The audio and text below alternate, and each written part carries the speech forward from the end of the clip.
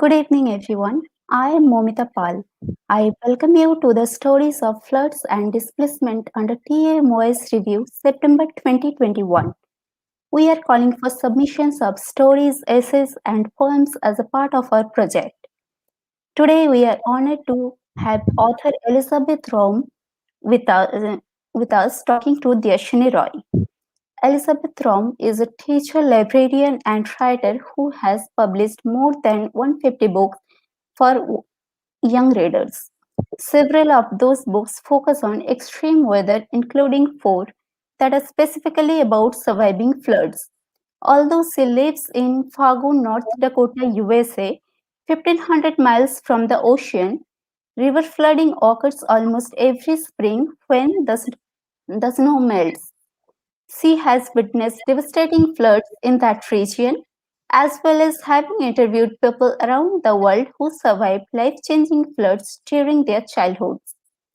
To learn more and to view our flood books, please visit www.elizabethraumbooks.com. Deyasini Roy is an award winning young poet who hails from Chandanagar, West Bengal. She has recently completed her postgraduate degree in English and Comparative Literature from Pondicherry University, India. She is published in several national and international journals of repute. She was conferred with the South Asian Literary Award by Sahitya Deshkal, the Mirror of Time, on 3rd November 2019, and has recently won the Nobel laureate Kobi Rabindranath Tagore Award for Poetry in February 2020.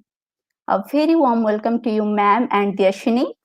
I now hand it over to Deyasini to kindly proceed with the session. Thank you. Thank you. Thank you, Momita, uh, for that lovely introduction, and TMYS for this wonderful opportunity. Good morning, ma'am. It's a pleasure to have you amongst us today. I'll directly move on to the questions now. My first question to you is on your book, Surviving Floods. Uh, uh, which is an astonishing collection of true stories of real children's experiences of surviving different natural disasters across the world. The stories ranging from historical to modern days. So, what I would like to know is that what motivated you to write about children who have survived floods?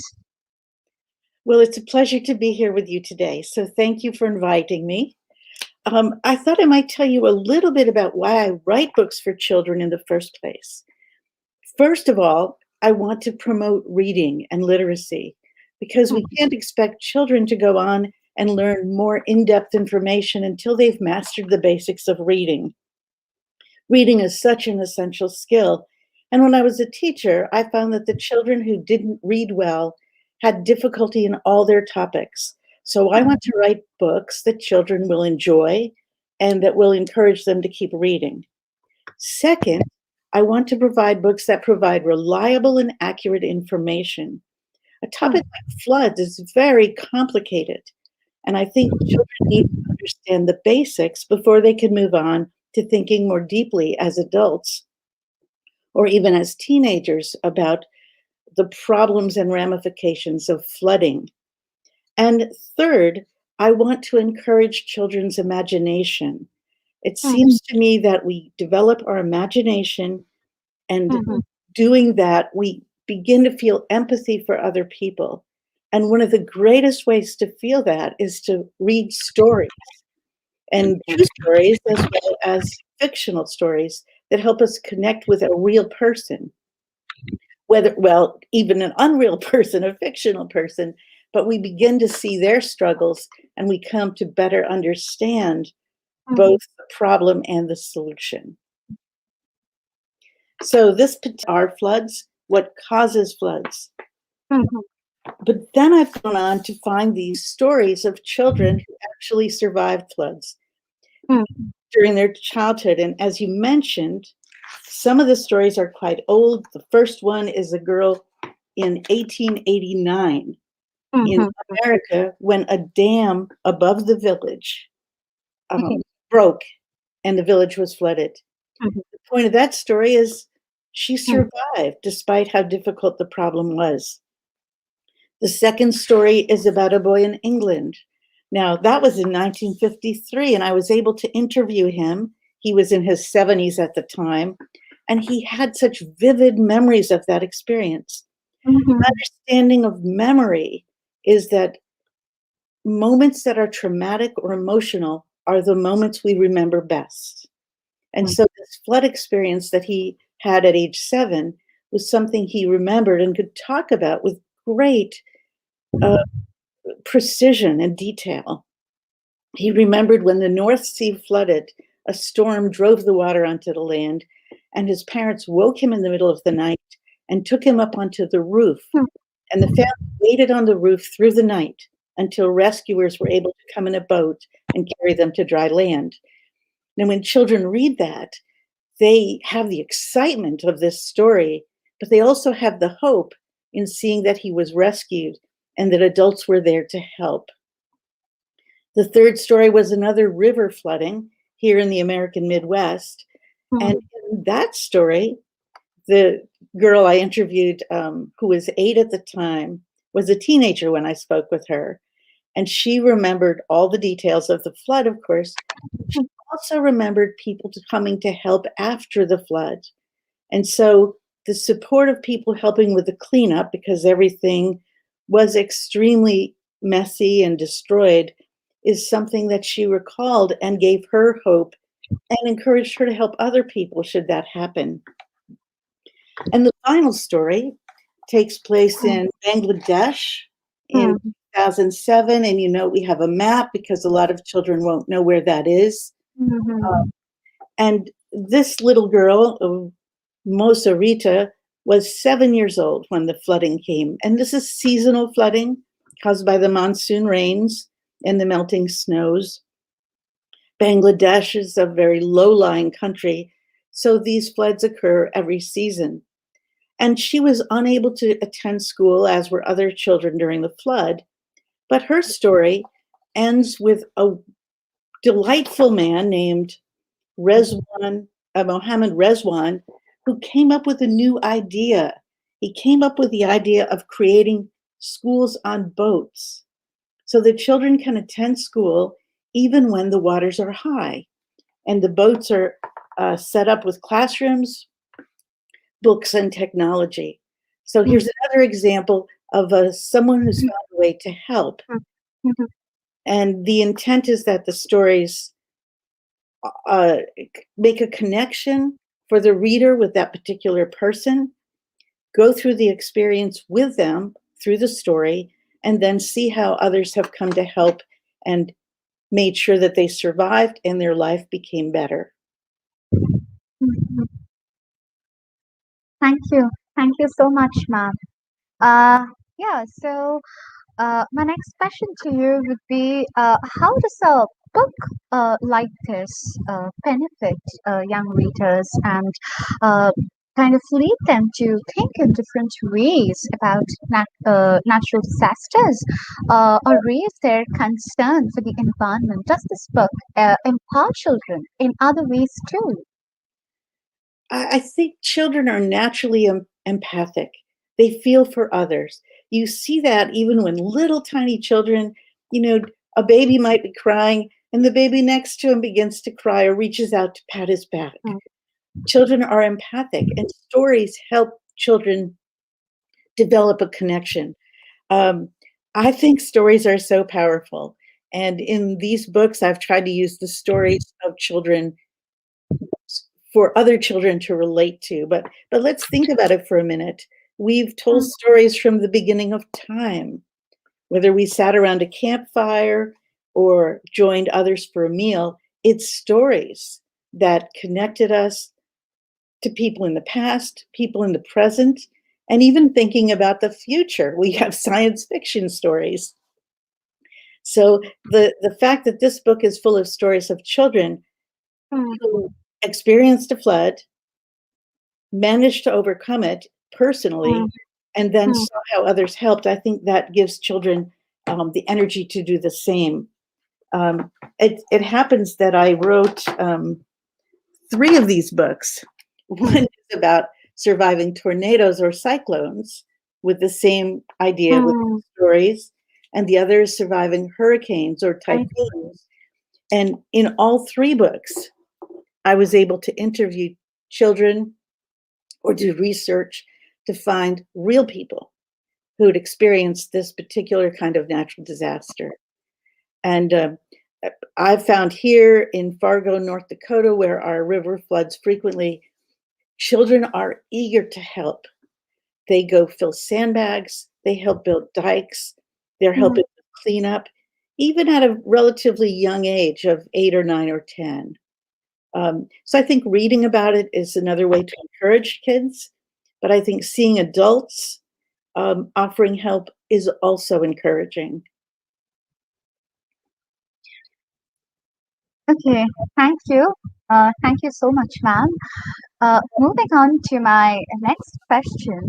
Your second book, called Flood, is a photo illustrated book that describes flash floods, recent floods, storm surges, and explains how floods can be protected, what can be done to help prevent them, and how to stay safe in places prone to flooding.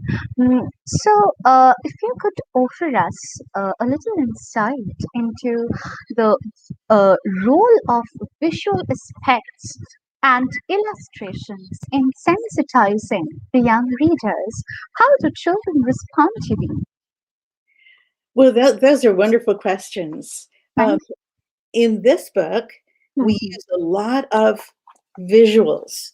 And what educators find is, let me get here a second, is that children and adults respond to pictures. Can you see the picture all right? I'm holding it. So we start with pictures, and children read the pictures, look at the picture first. Then they go to the caption beneath the picture. From there, they may go to the heading, and all of that interests them. Then they're going to read the text. And notice in this book, the text is quite large, the print is big, and the words are simple, because this is written for children about ages 6 to 8, children who are just learning to read. The pictures in these kind of books need to be really, really interesting. Here's a picture of a car in a river. Now that's going to draw some attention, right? And the caption says, fast-moving floods can carry heavy cars. Floods can cause great damage. Another visual that's used here is a question at the bottom. A question a child might ask, oh, what was the worst flood in history? And then on the other page, we have the answer. In August 1931, a flood along China's Yellow River killed 4 million people. So the point is to get the child interested enough that they'll want to read the text.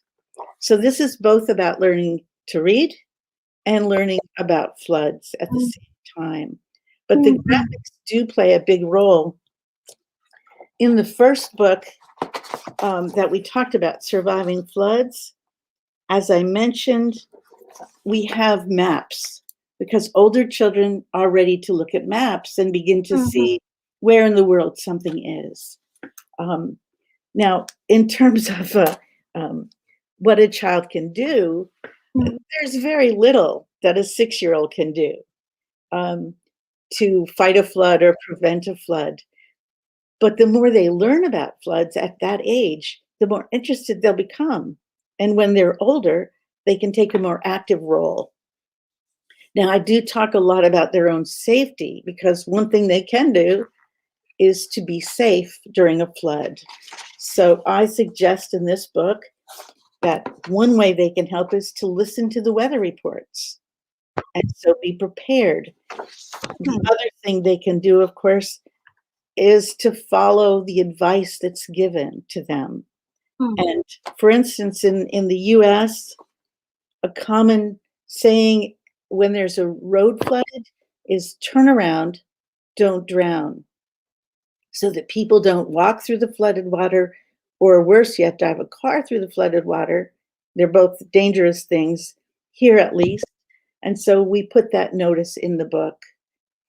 Does that answer your question? Yes, yes, Oh, good, good. yes. Thank you so much, ma'am, for that insightful answer. Moving on to my next question. You will release another flood book shortly called The Storm Warning. It focuses on the 1997 flood of the Red River in America's northern plains. And I would like to share a brief synopsis with our viewers, if you would permit. Shall I go Oh, ahead? that would be fine. Okay, okay, thank you. Um, on April 1st, 1997, a major flood threatens to destroy the small river town of Ada, Minnesota. When Dad rushes Mom to the hospital, 12-year-old Nard is left in charge. Floodwaters rise, the blizzard grows worse, and great grandmother disappears. Cannot find his great grandmother and keep his sister safe as conditions worsen. What fascinates us is your focus on book for young readers and the way you employ language, illustrations, uh, narrate events in arousing empathy in young readers. Uh, do you find this particularly challenging in cultivating in children this humanistic vision of hell? I do think, as I said, that children always want to help. And so, as writing this novel, I was constantly thinking. I started writing the novel soon after the flood, and I noticed that so many children had already been involved in helping. Hmm. The schools let out early, so the children Mhm. could go to the riverbank and fill Mhm. sandbags, build dikes. Some of them helped serve coffee to the dike builders. And Mhm. so I decided that writing a novel in which young children were actually forced by nature to not only help with the flooding, but then to help one another to get through the flood would be a good idea. The boy I created, the fictional character North, is a 12-year-old boy. And like most 12-year-old boys, he wants to be a hero, but he also wants to please his dad, who he thinks is a hero. And so everything he does is an attempt to please his father at first when the flood is rising, but he fails terribly. And how disappointed his dad is and he is in his failure. For example, the dike by the river is built up to 5 or 6 feet, and not Mhm. thinking he climbs on the dike. Well, climbing on the dike is a very bad thing to do because it can dislodge the sandbags and make people have to start all over again building the dike. But he did Mhm. it not to be unkind, it was a thoughtless act. Mhm. He has to make up for that and somehow strives to do things better in the future. So I think most readers would say, "Oh, I know what that's like. I've disappointed someone before. I've made Mhm. mistakes by being careless." Mhm. And so they begin to understand what North is going through. And then when they read the things he later does to protect his grandmother, to protect his sister, Mhm. they feel some satisfaction that, yes, there is redemption. You Mhm. can overcome the problems. And this happens to be set in a flood situation because Mhm. that was the natural disaster he was facing. But fighting against nature is often something Mhm. we're called to do. Mhm. So for these children surviving the flood, finding out if there was a new baby, if the new baby that mom and dad went to the hospital for, making sure the grandmother was okay, are Mhm. all problems that they must solve. And of course, every story starts with an inciting incident, right? And in this case, the inciting incident is going to be the flood. And things get worse and worse and worse until finally there's a solution at the end. Mm. And I think as things get worse, the Mhm, tension is more and more exciting for children. And mhm. finally, they're ready to see a happy resolution to the situation. In Ah, this book as well, there are adults who are helpful. And I mm. think that's important. We need to look to our adults to help when we're children. And someday we'll be those adults if we're child readers, and we'll want to help others as they helped either the real life children or the characters in the book. Thank you.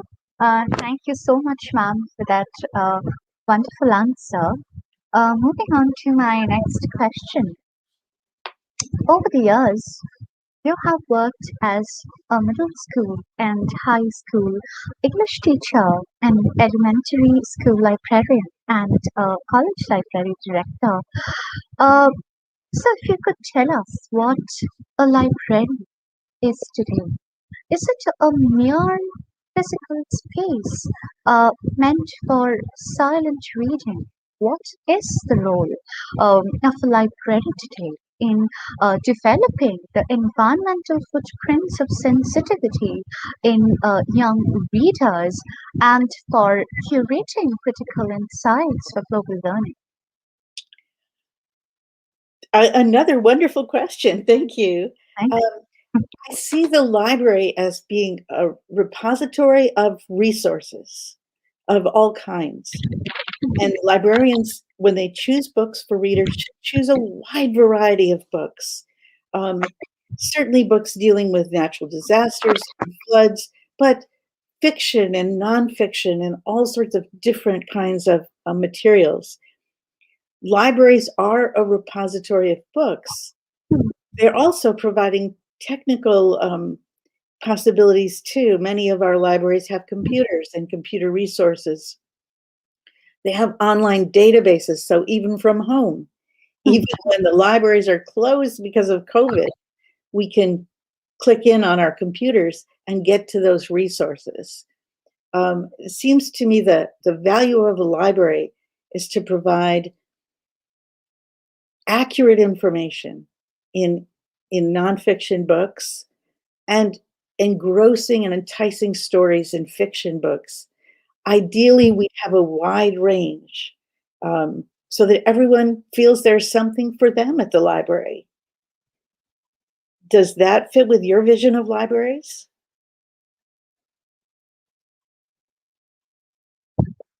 Thank you. Uh, Is that the way libraries would be operating in India? Do you have pa- resources? pardon, pardon, ma'am. I say in India, do the Yes. libraries have online databases of magazine articles and newspaper articles? Uh, uh, your voice is not clear. It just comes and goes. If you can repeat it once again. In India, in the libraries, are In there Indian libraries, yes. right? Are there a lot of online databases with electronic resources for people to Yes, use? yes, yes. They are. There are. Right, because those are wonderful resources of encyclopedias, newspapers, magazine articles, and especially in terms of things like the environment, they can provide more recent information than many books can provide. So that's a great resource. Thank you, ma'am, for that really wonderful answer. Uh, Moving on to my next question. In chapter 5 of your book, Can You Survive a Storm Chasing? You provide a comprehensive guide on surviving a weather emergency.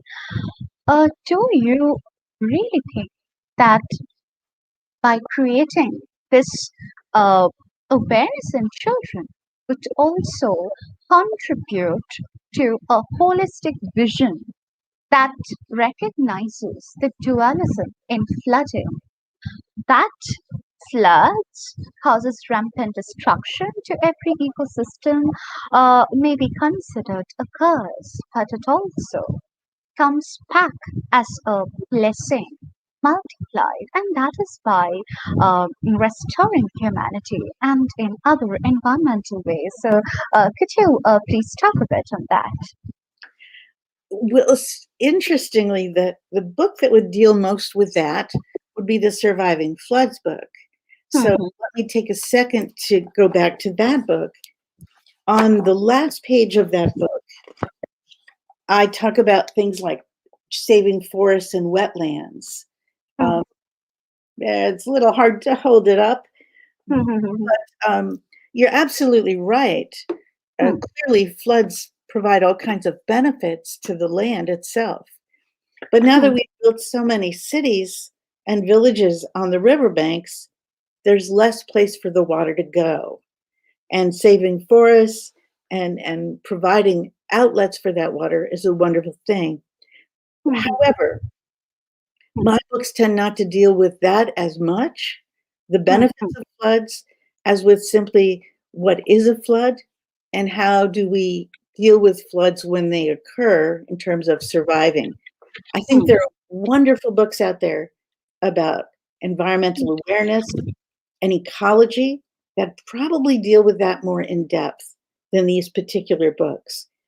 I Mhm. would be happy if readers of my books then go on to read other books about floods with more in-depth knowledge about what they can do to experience the benefits of floods, um, Mhm.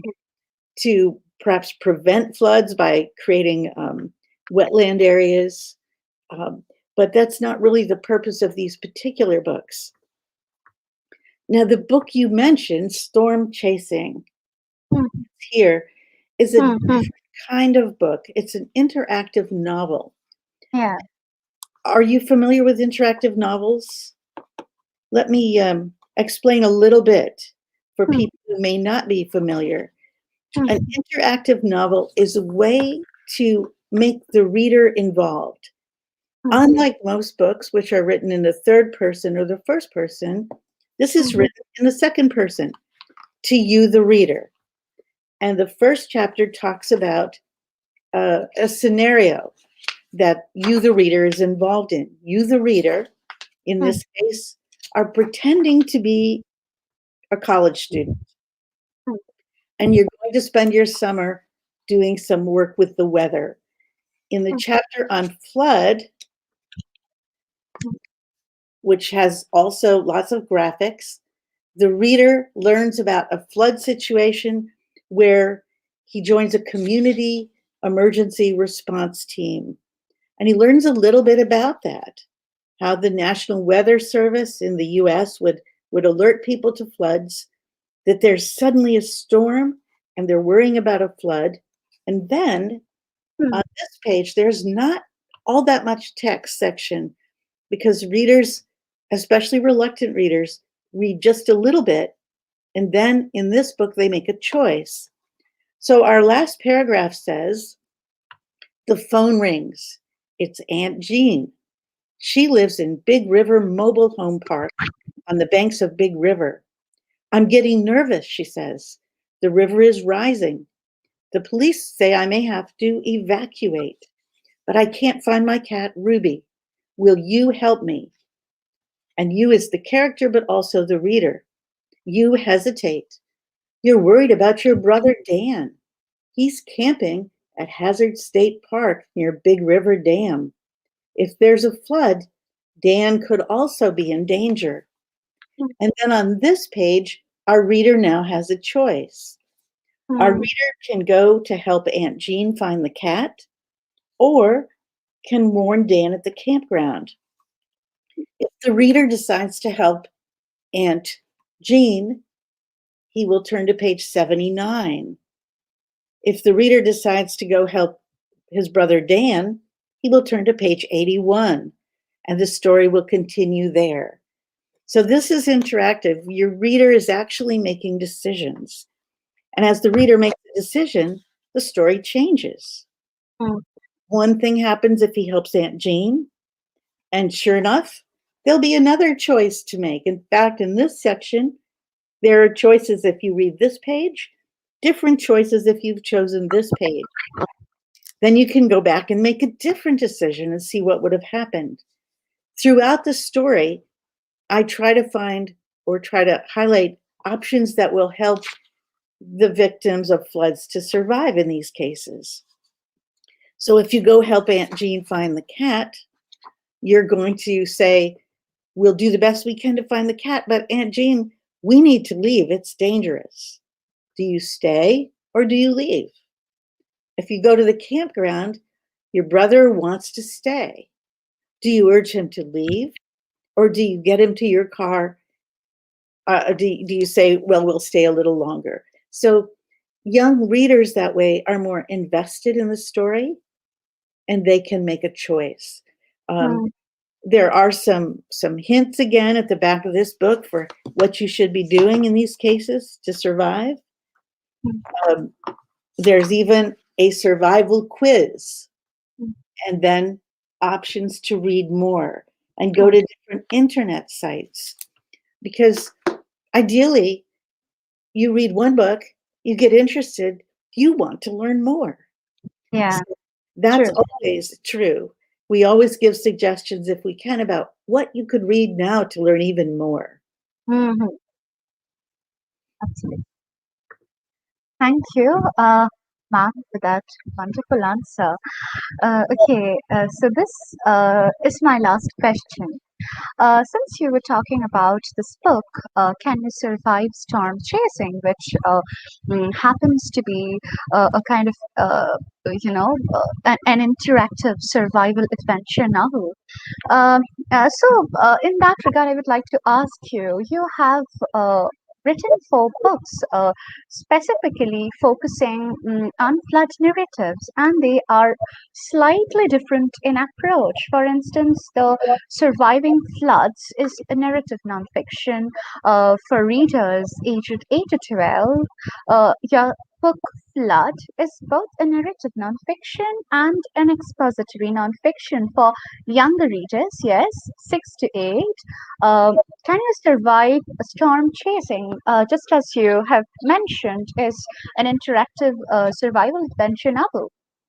And the 4th book, that is Storm Warning, is a novel. So, could you please talk a bit on that, and also about the role of literature in making people respond to flood victims? Yes, I'd be happy to talk about that. Thank you.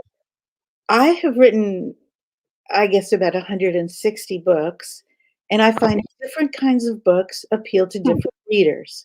But the more personal a book can be, the more you can get the reader engaged, especially children, the more interested they'll be in reading more books, learning more about the topic, and relating to people who have this particular situation. So they all do it a little bit differently. Narrative nonfiction is when we tell a story. And certainly the Surviving, where did it go? My Surviving Floods book tells 4 stories of the children. But narrative nonfiction is always absolutely accurate and true. So I did research to contact these people. People love to tell their stories. And everyone I contacted, the gentleman in England, the architect in Bangladesh. For another book, I contacted a forest ranger in New Zealand. They all are eager to share their stories. They may not be writers, and they may never have thought of doing it. But sharing the stories is extremely important.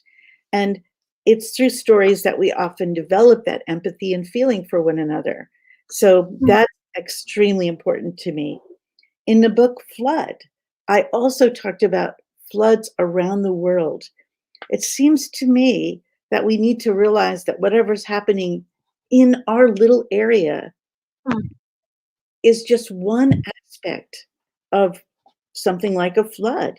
Floods happen everywhere or in many places. And so we've included things like this picture from Myanmar in this nonfiction book for 6-year-olds. So they see that even in a place far away where people live in very different houses from what the typical American child lives, people are finding ways to deal with floods and have interesting solutions. So this book, which actually is expository nonfiction, it's mostly facts, but this book starts with a narrative in which the reader enters the story, because I think you need to enter the story at some point. In this very beginning, water everywhere. Rain has been falling for days. There are flood warnings on the radio and TV. The river is getting higher. The ground is very wet. It cannot hold more water. You join a work crew at the river. You help build a sandbag dike. The dike works. It stops the river from overflowing. Your hard work has paid off. So at the very beginning, we have a little narrative that encourages, I think, people to take part and help during floods. And then the book becomes much more straightforward. What is a flood? No one wants a flood. And even though they have benefits, most of us would say floods in our neighborhoods are not a good thing. And then we talk about floods happen everywhere. So that would be more expository. The storm chasing book, the idea of that is to put the reader directly into the situation, not to read about other children, but to take on the role of being there. Well, that certainly develops empathy. If you're the one who has to make the decisions and you're there, that's part of the point of these kind of interactive books, to delve into the situation on a personal basis. We don't really want to put children in floods just to see what they can do. But this way, fictionally, you can enter the flood and take action. And of course, a novel. I hope that when people read this novel, children read this novel, they'll care about the characters and they'll want to be there with them, going through the problems, feeling it in their heart that it's their situation as well. And that's the role of imagination. I'm sure with Tell Me Your Story, that's exactly what's happening. When we learn other people's stories, we feel closer to them, right? And when we tell our stories, we want to bring people close to us. And it's a wonderful experience in terms of floods. I think the more we learn about people who've been in floods and what floods are, the more we're ready to help and develop that empathy you're talking about. Okay. Thank you so much, ma'am, for sharing with us your wonderful insights. And now I would like to hand it over to Momita to conclude the session. Let me just thank you both. It's been fun talking to you. I've enjoyed it. Ma'am. Thank you, ma'am, and Deyasini, for such an insightful conversation. We look forward for submissions of stories, essays, and poems on displacement and rehabilitation of flood victims under TMYS review September 2021. Please stay safe, drink warm water, and take good care of yourself. Good night. Good Good night.